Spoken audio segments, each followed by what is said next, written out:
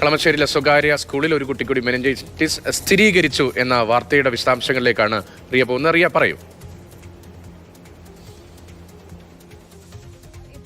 4 പേർക്കാണ് മെനിഞ്ചൈറ്റിസ് സ്ഥിരീകരിച്ചത്. ചികിത്സയിലുണ്ടായിരുന്ന ഒരു കുട്ടിക്ക് കൂടി മെനിഞ്ചൈറ്റിസ് ആണെന്ന് പരിശോധനയിൽ വ്യക്തമാവുകയായിരുന്നു. മറ്റൊരു കുട്ടി കൂടി ചികിത്സയിലുണ്ട്. നിലവിൽ അത് വൈറൽ പനിയാണ് എന്നതാണ് ആശുപത്രിയിൽ നിന്നുള്ള നിഗമനം. പക്ഷേ ആ കുട്ടിക്കും ചികിത്സകൾ നൽകുന്നുണ്ട്. വേണ്ടി വന്നാൽ തുടർ പരിശോധനകൾ കൂടി നടത്തും. കഴിഞ്ഞ ദിവസമാണ് ഈ കുട്ടികൾക്ക് മെനിഞ്ചൈറ്റിസിൻ്റെതായ രോഗലക്ഷണങ്ങൾ കണ്ടുവന്നത്. 2ാം ക്ലാസ്സിൽ പഠിക്കുന്ന കുട്ടികളാണ്. കളമശ്ശേരി സെന്റ് പോൾ ഇന്റർനാഷണൽ സ്കൂളിലെ വിദ്യാർത്ഥികളാണ്. ആരോഗ്യവകുപ്പൊക്കെ പരിശോധന നടത്തുന്നുണ്ട്. ഇവരുടെ ആരോഗ്യസ്ഥിതി സംബന്ധിച്ച് ആശുപത്രിയിൽ നിന്ന് പറയുന്നത് ആശങ്കപ്പെടേണ്ട സാഹചര്യമില്ല. കുട്ടികൾ നല്ല പുരോഗതി ചികിത്സയുമായി ബന്ധപ്പെട്ട് കുട്ടികളുടെ ഭാഗത്തുനിന്ന് വരുന്നുണ്ട്. അതുകൊണ്ട് തന്നെ അവരുടെ ചികിത്സയുമായി ബന്ധപ്പെട്ട് മറ്റ് ആശങ്കകളില്ല എന്നതാണ് ആശുപത്രിയിൽ നിന്ന് പറയുന്ന വിവരം.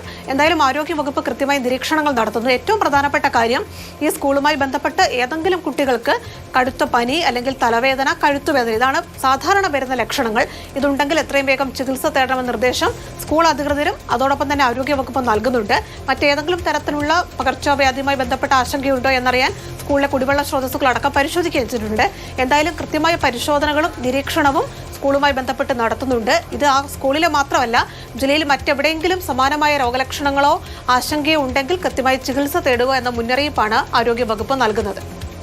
റിയ ബേബിയാണ് വിശദമായി തന്നെ വിവരങ്ങൾ നൽകിയത്.